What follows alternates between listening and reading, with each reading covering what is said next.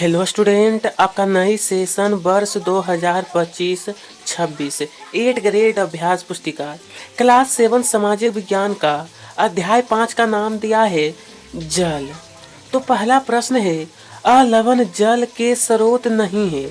तो ऑप्शन दिया है नदी, तालाब, हिमनद या फिर समुद्र। इसका जो सही आंसर है आपका डी, समुद्र जो है अलवण।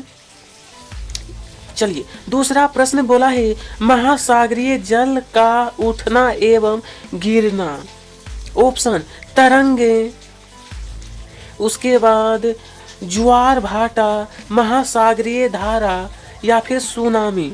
सही आंसर ए वाला है तरंगे, तरंगे।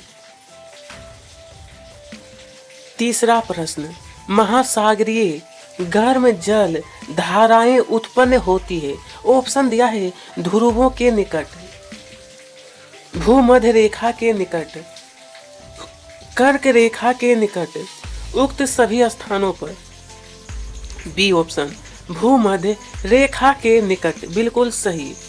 विश्व जल दिवस के रूप में मनाया जाता है 22 जून, 5 जून, 22 मार्च, 22 दिसंबर। सही आंसर होगा 22 मार्च को ना विश्व जल दिवस मनाया जाता है। प्रश्न 5 है, भूकंप का अनुमान लगाना संभव नहीं, किंतु फिर भी सुनामी के संकेत मिल सकते हैं। आपका ऑप्शन है 2 घंटा, 3 घंटे पहले, 5 घंटे पहले, 6 घंटे पहले। सही आंसर बी में टिक लगाना है, 3 घंटे पहले संकेत मिल सकते हैं। अब आगे रिक्त स्थानों की पूर्ति करना है। जैसा ए में कहा है ना, समुद्र में भूकंप के कारण उत्पन्न 15 मीटर तक की ऊंचाई वाली विशाल ज्वारीय तरंगे, तो यहाँ पर लिखना है आपको सुनामी कहलाती। क्या कहलाती है? सुनामी। उसके बाद महासागरीय जल उपभोग हेतु उपयुक्त नहीं होता, क्योंकि यह यहाँ पर भरना है लवणीय जल होता है। सी में कहा है पृथ्वी की सतह का, तो यहाँ पर इसका उत्तर यहाँ पर लिखना है कि 3/4 भाग जल से ढका हुआ है। ठंडा होने पर जल वाष्प संघनित होकर, तो यहाँ पर लिखना आपको बादलों का रूप ले लेती है। मृत सागर यहाँ पर 340 में ग्राम प्रति लीटर लवण होता है, मतलब 1 किलोग्राम में ना 340 ग्राम तो आपका लवण ही होता है। देखिए प्रश्न संख्या 7 में बोला है, भारतीय दक्षिण सीमा पर स्थित इंदिरा पॉइंट समुद्र में कैसे डूब गया था? समुद्र में, इसका उत्तर रहेगा 800 किलोमीटर प्रति घंटे की गति से सुनामी के कारण भारतीय दक्षिण सीमा पर स्थित इंदिरा पॉइंट समुद्र में डूब गया था। प्रश्न 8 देखेंगे, तरंगे किसे कहते हैं? तरंगे जब महासागरीय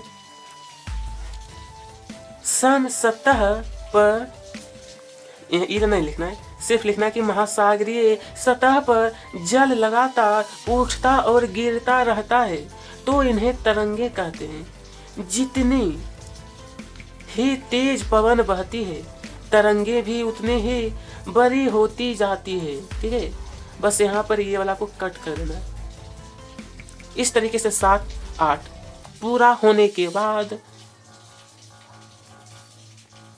प्रश्न 9, अनेक देशों में जल की कमी का सामना क्यों करना पड़ रहा है? अनेक देशों में जल की कमी का सामना करना पड़ रहा है, क्योंकि पानी की कमी अधिकतर मानसून पर निर्भर है, लेकिन बढ़ती जनसंख्या भी इसका कारक है। इस समय उपलब्ध जल में से 97.3% जल खारा है और जो उपयोग करने वाला है ना मात्र 2.75% जल उपयोग किया जाता है। मात्र इतने जल का उपयोग करते हैं। ठीक है, चलिए दीर्घ एवं लघु ज्वार कब आते हैं? दीर्घ एवं लघु ज्वार, तो इसका उत्तर आपको लिखना है दीर्घ ज्वार पूर्णिमा एवं अमावस्या के दिनों में सूर्य, चंद्रमा एवं पृथ्वी तीनों एक सीध में होते हैं, तो इस समय दीर्घ ज्वार आते हैं।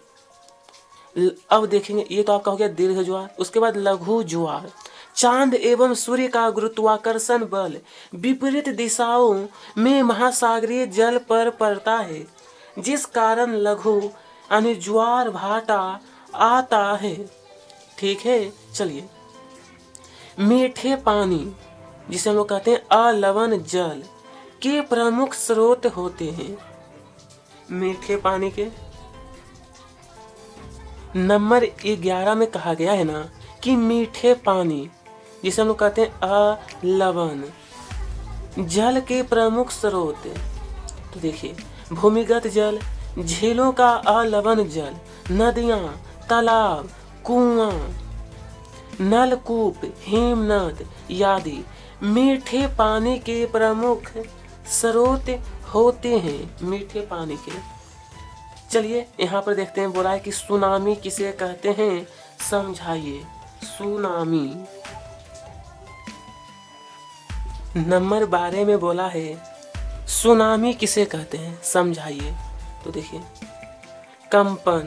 भूकंप, ज्वालामुखी, उद्गार या जल के नीचे भूसंखलन के कारण महासागरीय जल अत्यधिक विस्थापित होता है। इसके परिणाम स्वरूप 15 मीटर तक की ऊंचाई वाली विशाल ज्वारीय तरंगें उठ सकती है, जिसे सुनामी कहते हैं। जिसे क्या कहा जाता है, सुनामी। उसके बाद थोड़ा सा और लिखना है, अब तक का सबसे विशाल सुनामी जो है 150 मीटर मापा गया है। सुनामी जापानी भाषा का एक शब्द है जिसका अर्थ है पोताश्रय तरंगे, क्योंकि सुनामी आने पर पोताश्रय नष्ट हो जाते हैं। ठीक है, इस तरीके से आपको उत्तर लिखना है। कहीं पर समस्या होगी तो आप हमें कमेंट बॉक्स में जरूर बताइएगा। नंबर 13 में बोला गया है कि महासागरीय जल हमेशा गतिमान रहता है, क्यों? महासागरीय, तो देखिए इसका उत्तर है तरंगे, ज्वार भाटा एवं धाराओं के कारण महासागरीय जल हमेशा गतिमान रहता है। इसका जो जल है हमेशा गतिमान रहता है। उसके बाद बोला है दीर्घ ज्वार का नामांकित चित्र बनाना है। इसका चित्र, चलिए अब देखने वाले हैं दीर्घ ज्वार का नामांकित चित्र बनाइए। किसका? तो दीर्घ ज्वार का। तो आप लोग इस प्रकार से देखिए चित्र बना सकते हैं जैसा यहाँ पर बताया गया है। इसी प्रकार से आपको ही बनाना है और ज़्यादा कुछ विशेष नहीं है, बल्कि साधारण चित्र है। चलिए अब यहाँ पर कहा गया हमसे जो प्रश्न है वो है जल चक्र किसे कहते हैं। जल चक्र का नामांकित चित्र बनाइए। जिस प्रक्रम, देखिए ये तो चित्र आपको, तो चलिए प्रश्न बोला है कि जल चक्र किसे कहते हैं। जल चक्र का नामांकित चित्र बनाइए। सबसे पहले जल चक्र, जिस प्रक्रम में जल लगातार अपने स्वरूप को बदलता रहता है और महासागरों, वायुमंडल एवं धरती के बीच चक्कर लगाता रहता है, उसको जल चक्र कहते हैं। और इसका यहाँ पर चित्र देख सकते हो। साधारण सा चित्र आपके लिए बनाया गया, क्योंकि यहाँ पर बोला है जल चक्र का चित्र भी बनाना है। ये चित्र आपकी बुक में भी दिया गया है। देख, ये जो चैप्टर आपका 5 है ना, वहाँ पर दिया गया, वहाँ से भी देखकर बना सकते हैं। ठीक है। प्रश्न संख्या 16 बोला है महासागरीय धाराएं किसी क्षेत्र के तापमान को कैसे प्रभावित करती है? कैसे? तो देखिए, गर्म धाराओं से स्थलीय सतह का तापमान गर्म हो जाता है।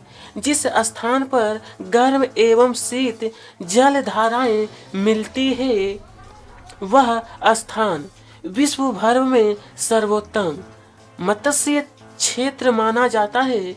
इस प्रकार महासागरीय धाराएं किसी क्षेत्र के तापमान को प्रभावित करती है। ठीक है, इस तरीके से आप लोग इसका उत्तर लिखिएगा।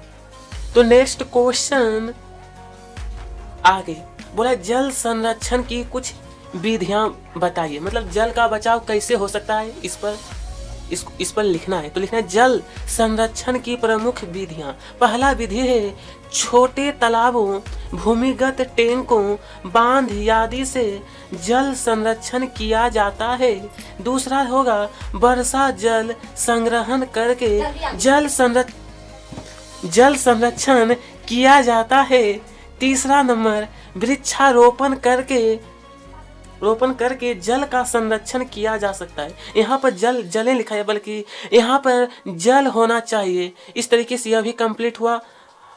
प्रश्न 18, धरती के गिरते हुए जल स्तर को कैसे रोका जा सकता है? 3 सुझाव लिखिए। तो लिखना है सबसे पहले धरती के गिरते हुए जल स्तर को रोकने के सुझाव। पहला पॉइंट, वर्षा जल का संग्रहण करके हम गिरते हुए जल, यहाँ पर जल होगा, थोड़ी सी गलती हुई है, यहाँ पर जल है कि जल स्तर को रोक सकते हैं। घरेलू स्तर पर जल का उचित उपयोग एवं उद्योगों में पानी के चक्रीय उपयोग, मतलब रीयूज करना, ठीक है, उपयोग जल संरक्षण में सहायक हो सकते हैं। तीसरा, जल का सदुपयोग कैसे करना है, इस दिशा में जन जागरूकता बढ़ाई जाए। तो इसी के साथ आज का वीडियो समाप्त हुआ। Thanks for watching. फिर से